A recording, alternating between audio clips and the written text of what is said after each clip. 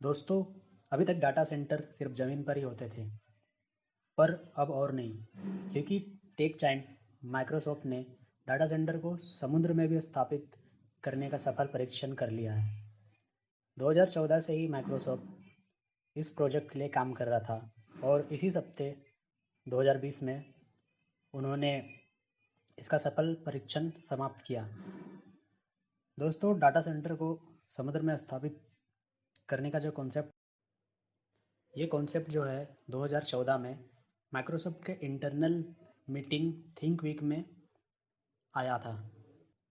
Microsoft ने पाया कि डाटा सेंटर के फेल होने का जो रेट है वो ज़मीन पे बहुत ज़्यादा है।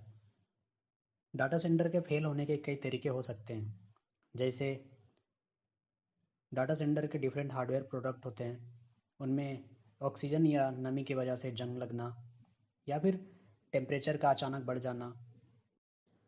दोस्तों, डाटा सेंटर अच्छे से चले, चौबीसों घंटा अच्छे से काम करे, इसके लिए इसे ठंडा रखना भी बहुत ज़रूरी होता है, क्योंकि इसके हार्डवेयर प्रोडक्ट जो होते हैं वो इलेक्ट्रिसिटी कंज्यूम करते हैं और समय के साथ ये गर्म भी हो जाते हैं, तो इन्हें ठंडा रखना भी बहुत ज़रूरी होता है। इसके लिए कई इंफ्रास्ट्रक्चर बनाए होते हैं, कूलेंट सिस्टम लगाए होते हैं, ताकि ये हार्डवेयर जो है समय के साथ ठंडा भी होता रहे। कभी कभी यह इस वजह से भी फेल हो जाते हैं, जब कोई हार्डवेयर इक्विपमेंट काम करना बंद कर देता है या फिर वो ख़राब हो जाते हैं, तो उन्हें बदलने के क्रम में दूसरे हार्डवेयर प्रोडक्ट ख़राब होने की भी संभावना होती है। तो इसलिए यह ये डाटा सेंटर कई वजहों से फेल हो सकते हैं।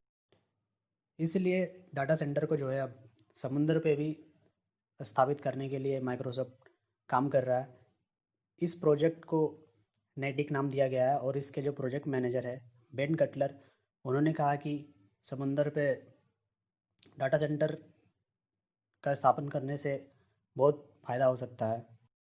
डाटा सेंटर को समुद्र में स्थापित करने का एक ये भी फ़ायदा है कि अधिकतर जनसंख्या जो है वो तटीय क्षेत्रों में निवास करते हैं, और अगर डाटा सेंटर को समुद्र में स्थापित किया जाए तो डाटा ट्रेवल का जो डिस्टेंस होगा वो और फास्ट हो सकता है, और फिर वेब सर्फिंग, वीडियो स्ट्रीमिंग या गेम प्लेइंग जैसे फैसिलिटीज़ जो है ये दोस्तों माइक्रोसॉफ्ट ने प्रोजेक्ट नेटनिक दोस्तों माइक्रोसॉफ्ट ने 2018 में प्रोजेक्ट नेटिक को लॉन्च किया था और टोटल 864 सर्वर जो है उन्होंने एक रैक में इंस्टॉल करके एक बड़े कंटेनर में उसे डालकर स्कॉटलैंड के ऑर्कनी आइलैंड में 117 फीट नीचे समंदर में स्थापित किया था। आज 2 साल बाद सितंबर 2020 को उसे वापस निकाला गया।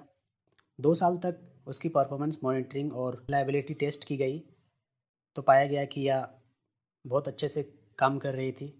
तब आने वाले समय में हम समंदर में भी डाटा सेंटर को देख पाएंगे।